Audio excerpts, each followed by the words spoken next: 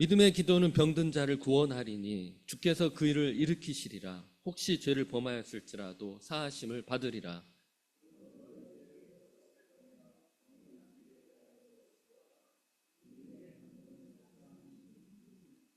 엘리야는 우리와 성정이 같은 사람이로되 그가 비가 오지 않기를 간절히 기도한즉 3년 6개월 동안 땅에 비가 오지 아니하고 다시 기도하니 하늘이 비를 주고 땅이 열매를 맺었느니라. 아멘. 오늘 말씀은 하나님의 능력으로 일하라는 제목으로 여러분과 말씀 나누도록 하겠습니다. 우리는 예수 그리스도를 믿는 믿음으로 구원 얻습니다. 이건 절대 바뀌지 않습니다. 그 외에는 어떤 길도 있지 않습니다. 그래서 우리가 다 아는 말씀처럼 요한복음 3장 16절 말씀처럼 하나님이 세상을 이처럼 사랑하사 독생자를 주셨으니 이는 저를 믿는 자마다 멸망치 않고 영생을 얻게 하려 하심이라고 말씀하신 것 같이 우리가 이 믿음에는 예수 그리스도를 믿는 믿음에는 우리가 구원 얻을 길이 없다라는 것입니다. 그리고 믿는 사람들은 믿는 사람의 합당한 삶을 살아야만 합니다. 그래서 야고보서에서는 행함이 없는 믿음은 죽은 믿음이라고 그렇게 말씀합니다. 그리고 마태복음 7장 21절 말씀에서는 나더러 주여 주여 하는 자마다 다 천국에 들어갈 것이 아니요 다만 하늘에 계신 내 아버지의 뜻대로 행하는 자라야 들어가리라고 말씀하십니다. 믿음과 삶은 항상 같이 가게 되어 있습니다. 믿음과 삶은 절대 분리할 수 없는 것입니다. 하지만 우리가 말씀대로 완벽하게 살기가 쉽지 않습니다. 그런 사람들에겐 적어도 우리가 말씀대로 살지 못했을 때 부담을 가지셔야 합니다. 말씀대로 살지 못했는데 전혀 부담도 갖지 않고 하나님의 뜻대로 살지 않는데 아무런 죄책감 없이 산다라는 것들은 우리는 말씀을 마음에 두고 있지 않은 것입니다. 우리가 말씀에 두고 있다면 말씀은 우리 삶 가운데 작동하여서 우리가 살지 못하였을 때 그렇게 살 수 있도록 끊임없이 우리를 인도하십니다. 점점 사람들은 부담도 갖지 않고 말씀과 삶 따로 살려고 합니다. 그렇게 살다 보면 기독교인들은 세상에 대한 영향력을 잃어가기 시작합니다. 세상 사람들은 여러분이 무슨 말을 하는지 바라보지 않습니다. 우리가 어떻게 사느냐를 바라봅니다. 우리가 말씀대로 살았을 때 세상은 우리를 보고 우리의 선한 행실을 보고 예수 그리스도를 조금 더 선명하게 바라볼 수 있습니다.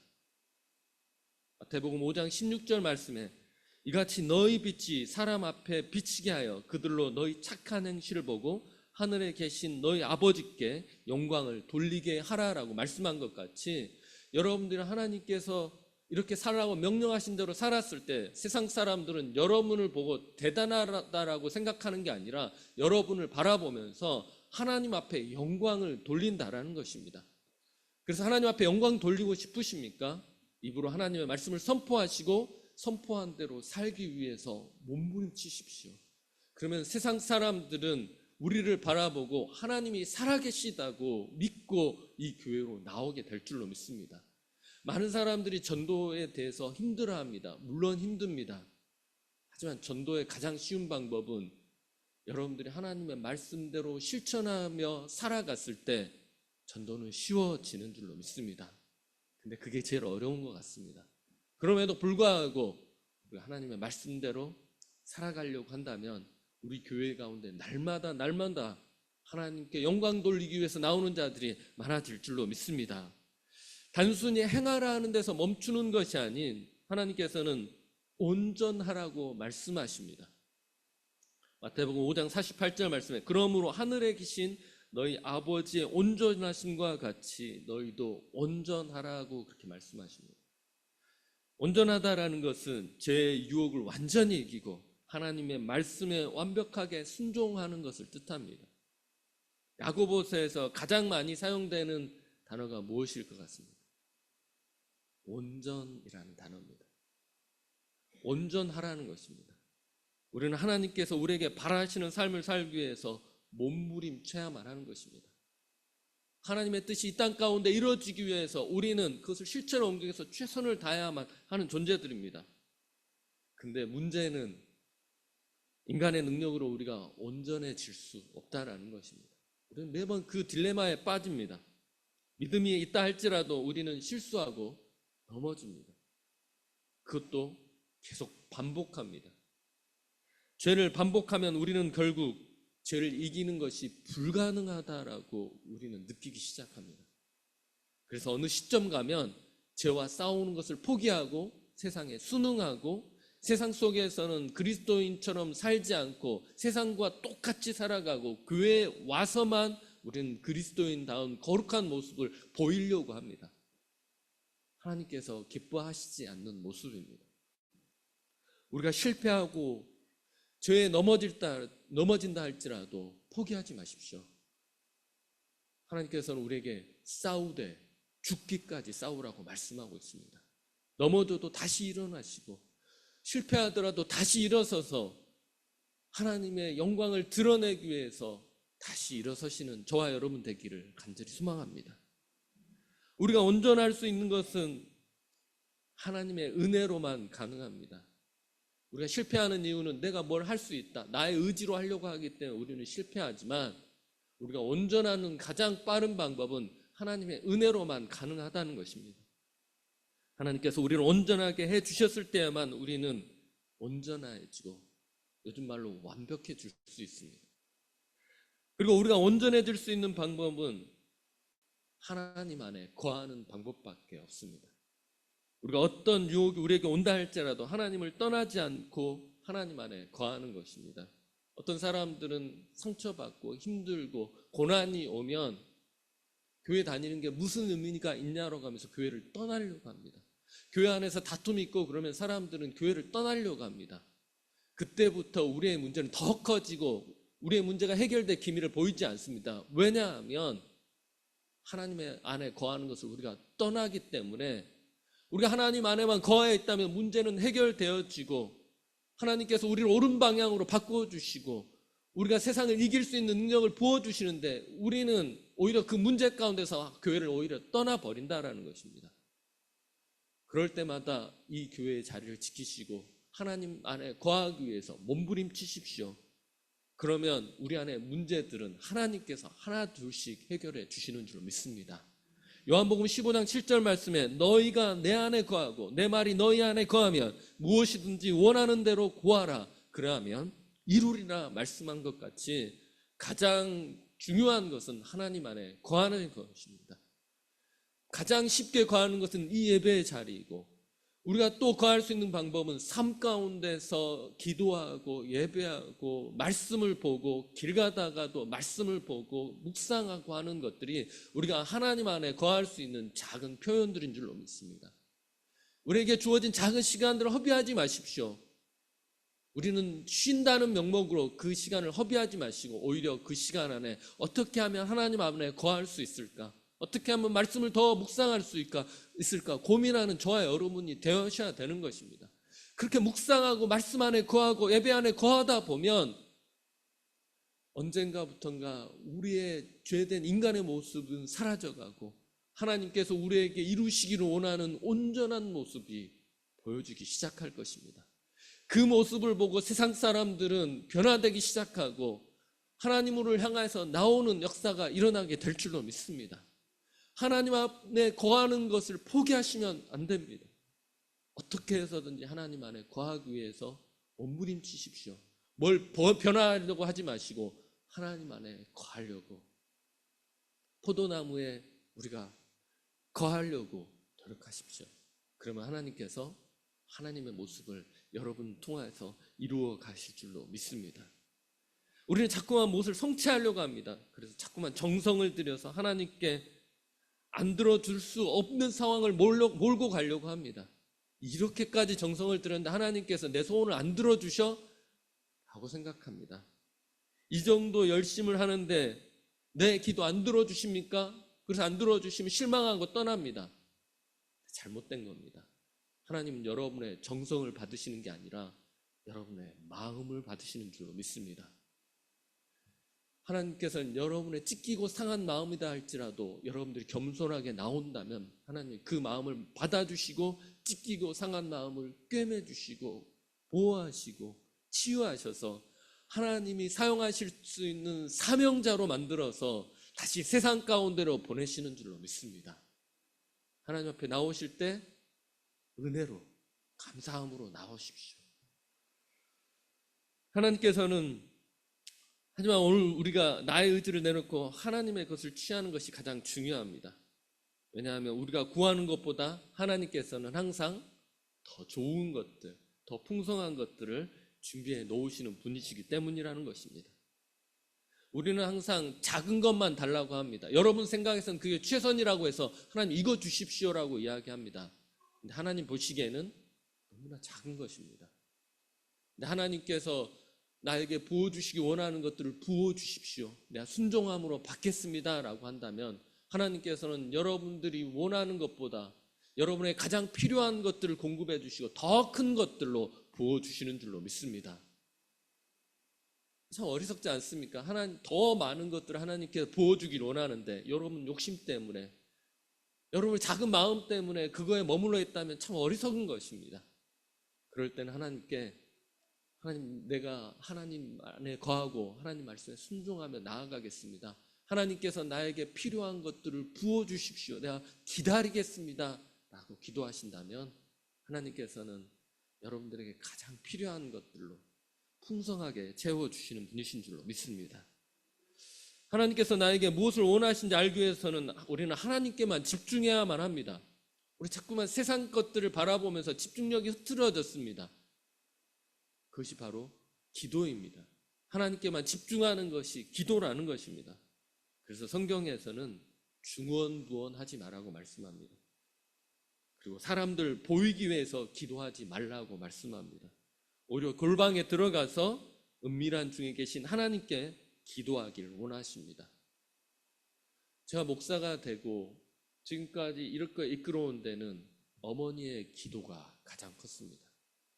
우리의 교회가 다음 세대가 성장하고 다음 주일학교 아이들이 정말 멋진 모습으로 하나님 앞에 설 수 있는 방법은 여러분들의 기도가 가장 큰 줄로 믿습니다. 여러분의 자녀들이 잘 되기를 원하시고 여러분 자녀들이 하나님 안에 굳건히 서기를 원하십니까? 여러분들의 기도가 가장 필요한 때인 것입니다. 우리는 하나님 앞에 집중하며 기도하였을 때 소원이 이루어지는 것이 아니라 하나님께서 우리에게 무엇을 원하시는지가 들리기 시작하는 것입니다. 그래서 마태복음 6장 5절에서 7절에서 우리 다 같이 읽겠습니다. 또 너희는 기도할 때 외식하는 자와 같이 하지 말라. 그들은 사람에게 보이려고 회당과 큰 거리 어귀에 서서 기도하기를 좋아하느니라. 내가 진실로 너에게 이르노니 그들은 자기 상을 이미 받았느니라. 너는 기도할 때 내 골방에 들어가 문을 닫고 은밀한 중에 계신 내 아버지께 기도하라. 은밀한 중에 보시는 내 아버지께서 갚으시리라. 또 기도할 때 이방인과 같이 중언부언하지 말라. 그 말을 많이 하여야 들으실 줄 생각하느니라. 아멘. 하나님 앞에 하나님이 어떤 기도를 받기를 원하시는지를 잘 생각하시고 그런 기도를 하나님 앞에 올려드리십시오. 그 하나님의 뜻에 합당한 기도가 드려졌을 때 하나님의 뜻이 여러분 삶 가운데 이루어질 줄로 믿습니다. 또한 우리가 하나님의 능력으로 사는 방법을 우리는 기도라고 말합니다. 그래서 모든 상황 가운데 오늘 본문에서는 기도하라고 말씀합니다. 첫째는 고난 당할 때 기도하라고 말씀합니다.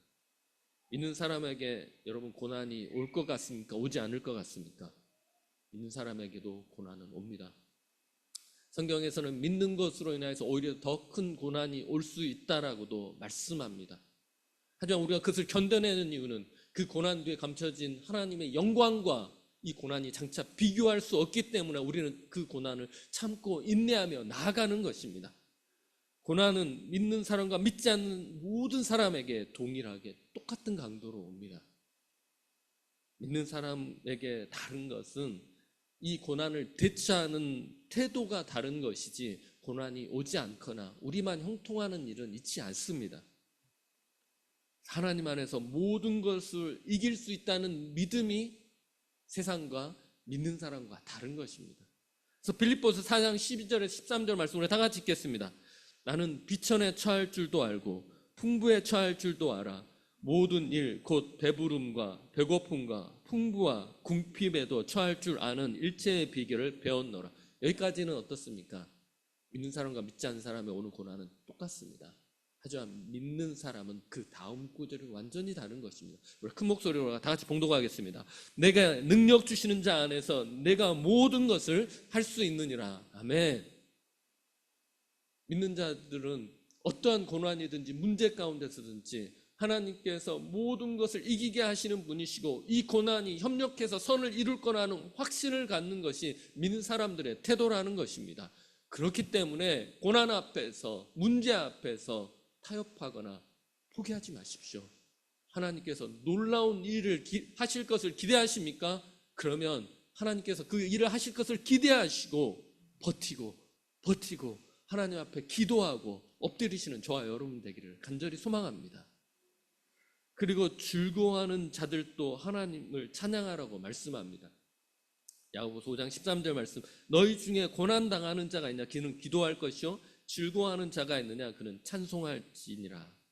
우리가 고난 당할 때는 엎드리고 울부짖으면서 하나님을 찾습니다. 근데 그 문제가 해결되면 어떻습니까? 살만하면 오히려 우리는 하나님을 기억하기를 원치 않습니다. 하나님이 귀찮아집니다.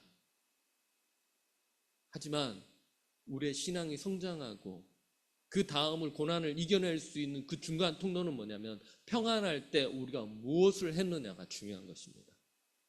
평안할 때 하나님께서 우리에게 주신 그 즐거움으로 인하여서 하나님을 찬양하십시오. 우리는 고난 당할 때 하나님을 찾지만 이 평안할 때 자꾸만 하나님을 놓쳐버림으로 인하여서 우리는 하나님 외에 다른 것에 눈을 돌립니다. 우리의 신앙은 고난을 통해서 성장하고 평안을 통하여서 다져지는 것입니다. 평안할 때 하나님께 감사하고 찬양하고 기도하면 고난이 왔을 때 우리는 그 고난을 능히 이겨낼 힘을 얻게 되는 줄로 믿습니다. 한마디로 하나님께서는 기쁠 때나 슬플 때나 기도하는 것을 놓치지 말라는 것입니다. 기쁠 때나 슬플 때나 하나님 앞에 나오고 예배드리는 것을 멈추지 말라는 것입니다. 그것이 우리가 사는 길이고 그것이 하나님께서 우리의 삶 통해서 온전함을 이룰 수 있는 유일한 통로라고 말씀하시는 것입니다. 또한 오늘 본문에서는 병든 자가 있으면 기도하라고 그렇게 말씀합니다. 14절 말씀에 너희 중에 병든 자가 있느냐? 그는 교회의 장로들을 청할 것이요 그들은 주의 이름으로 기름을 바르며 그를 위하여 기도할지니라 라고 말씀한 것 같이 병든 자 병들 때 우리가 기도할 특별히 오늘 본문에서는 장로들에게 기도 부탁하라고 말씀합니다. 여기에서 장로는 장로님도 될 수 있겠지만 목회자가 포함되어 있는 단어입니다. 교회 감독했던 교회 리더자들, 그 폭을 넓힌다면 교회 중직자들도 될 수 있고요. 더 넓힌다면 오늘 온 새신자가 아닌 우리의 교회에 출석하는 모든 사람들이 될 수도 있습니다. 특별히 오늘 본문에서는 장로들에게 기도 부탁하라고 하는데 이것은 교회 안에 누가 아프면 공동체가 같이 아파하고 기도해야만 한다는 것입니다. 그러면서 장로들은 기름을 바르며 그를 위해서 기도할지니라 그렇게 말씀합니다. 기름 바른다는 것은 그 당시 사람들이 아팠을 때 그 아픈 사람들에게 사람들이 가서 기름 바르는 것이 관습이었고 전통이었습니다.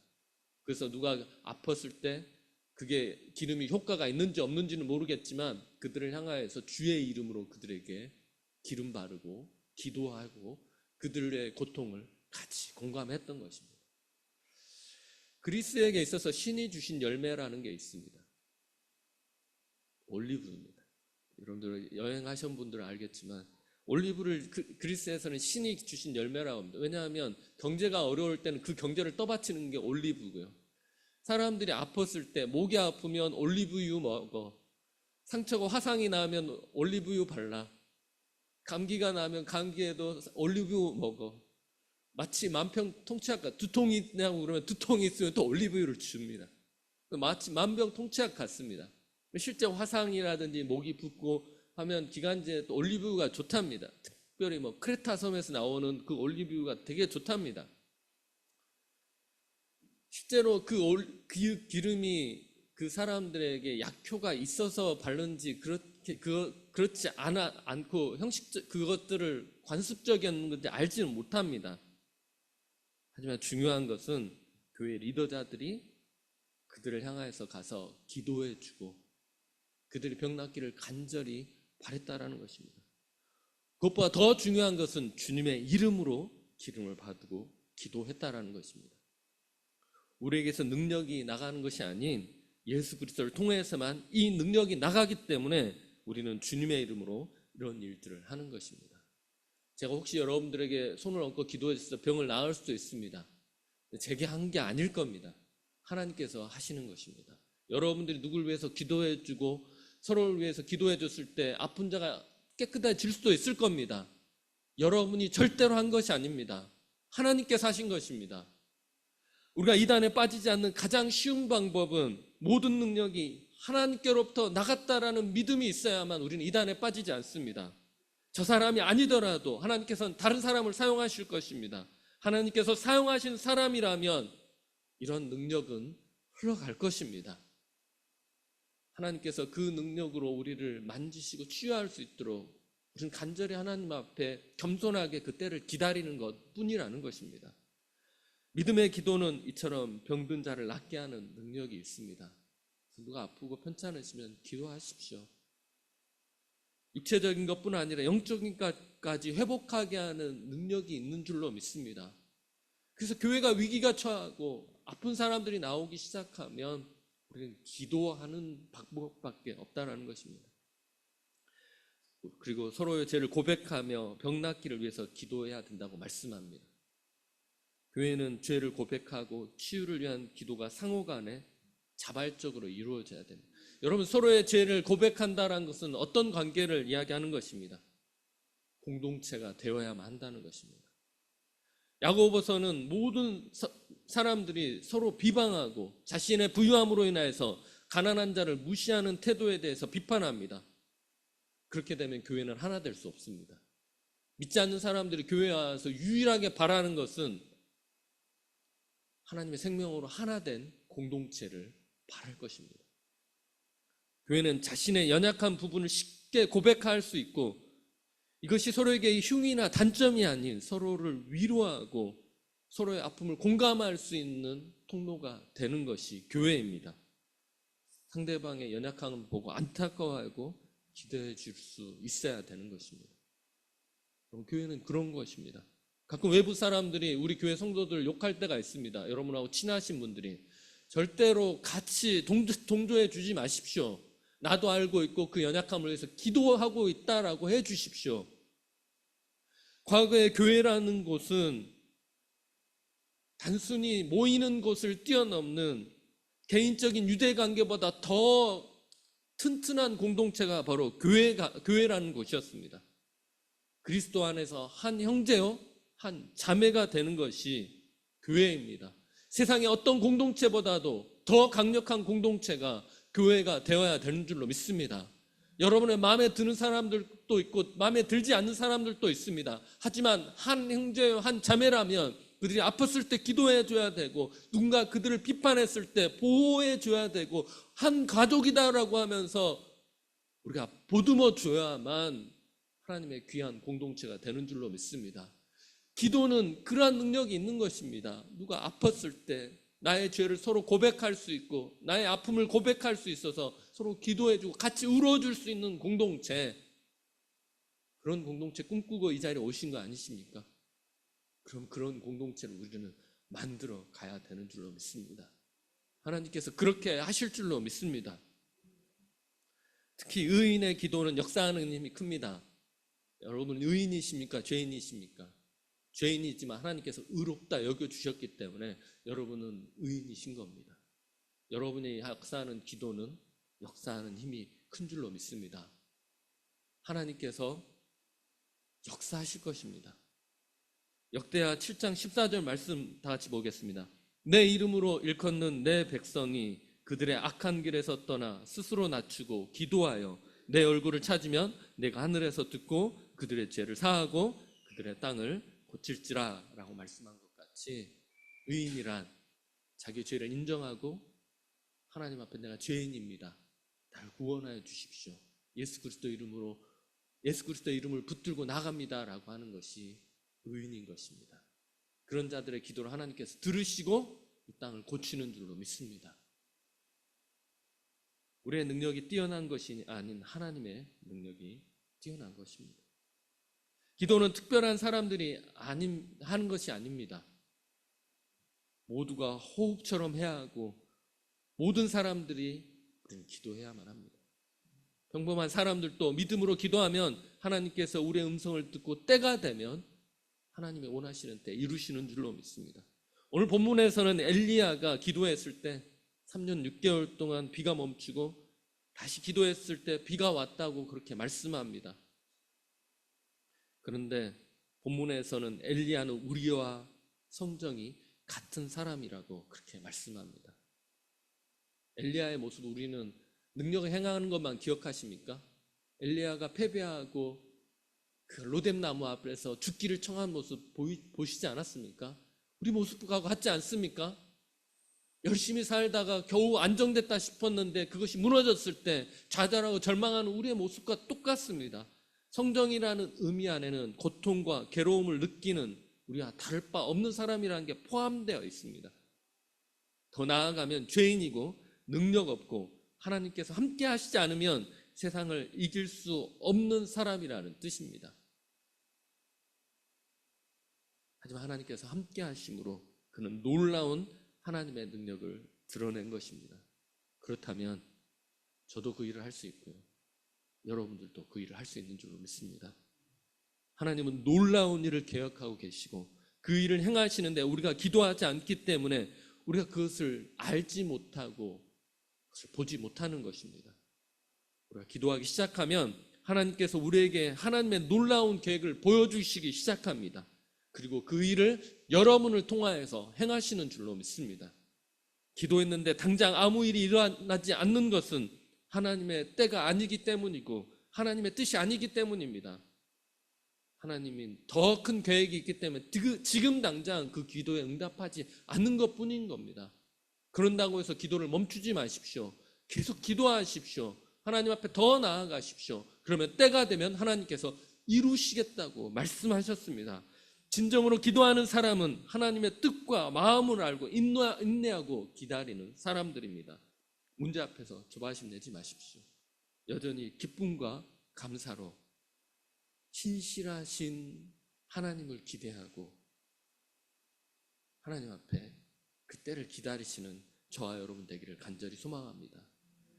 놀라운 결과가 있지 않다고 해서 우리가 문제가 있다고 생각하지 마십시오. 과연 우리가 하나님의 뜻에 합당하게 일하고 있는지 그것만 보시면 됩니다. 우리 교회 가운데 놀라운 일이 일어나지 않습니까? 그런다고 해서 하나님이 역사하시는 것이 아니십니까? 내 자신을 보십시오. 내가 하나님 앞에 올바로 서 있는지만 바라보십시오. 그리고 내가 하나님 앞에 온전히 예배를 드리고 있는지 그것만 생각하십시오. 옆에 사람 쳐다보지 마시고 내가 하나님 앞에 굳건히 서 있고 기도하는 자인지 그것만 바라보십시오. 그러면 하나님의 때가 되면 그 놀라운 일들은 일어날 것입니다. 하나님께서 우리의 교회를 향한 놀라운 계획을 가지고 계신 거 아십니까? 그 계획을 가지고 계십니다. 우리가 알지 못할 뿐이지. 우리가 기도하면 할수록 하나님의 계획은 선명해지기 시작할 것입니다. 조금 더디더라도 하나님의 약속을 붙들고 기다린다면 하나님의 계획은 우리 교회 가운데 이루어질 줄로 믿습니다.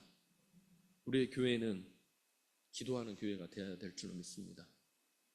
가정에서 시간을 정하여서 기도하고 교회에서 모이면 기도하고 흩어지면 삶 속에서 기도하는 교회가 되어야 될 줄로 믿습니다. 기도하는 자가 하나님과 동행하는 자인 줄로 믿습니다.